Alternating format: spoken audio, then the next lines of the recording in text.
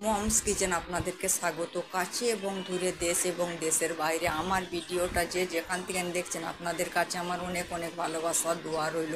আশা করি আপনারা ভালো আছেন। আজ আমি আপনাদের সঙ্গে শেয়ার করবো একটা মজাদার সুস্বাদু রেসিপি।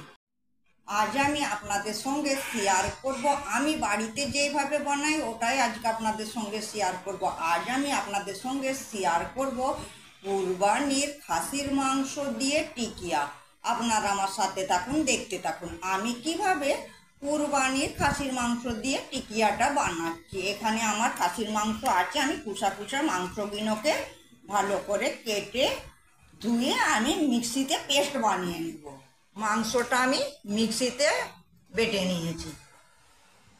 আদা রসুনের পেস্ট 1 চামচ দিলাম, ধনে জিরে গোলমরিচের পেস্ট 1 চামচ দিলাম, রসুনের পেস্ট 1 চামচ দিলাম,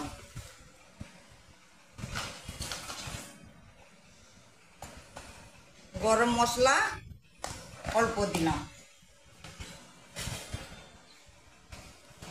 নুন দিলাম,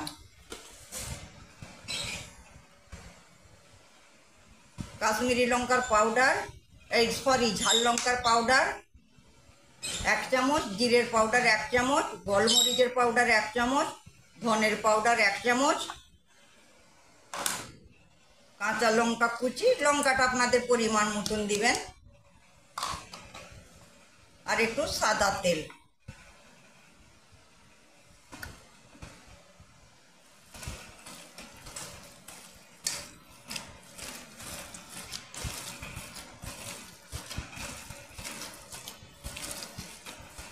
এটা ভালো করে মেখে আমি 15 মিনিটের জন্য ঢেকে দেবো।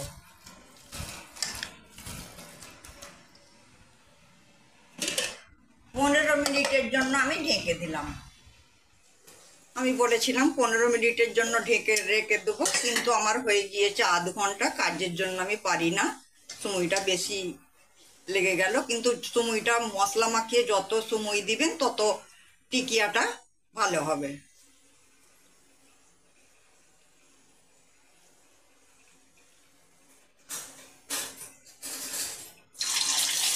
আমি একটা কড়াই বসিয়ে দিয়েছি, কড়াই তেল দিয়ে দিয়েছি, তেলটা গরম হয়ে গিয়েছে। এবার টিকিয়াগুলো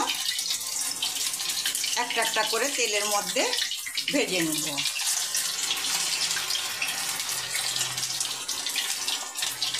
ডিজাইনটা আপনাদের সুবিধা মতন করে নেবেন।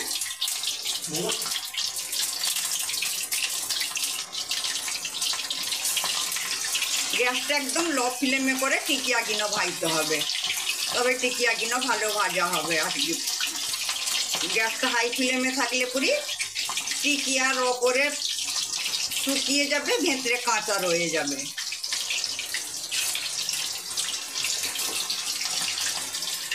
বাকিগুলো আমি এই ভাব করি ভেজে নেব। আমি আস্তে আস্তে টিকিয়াগুলো উল্টে দেবো।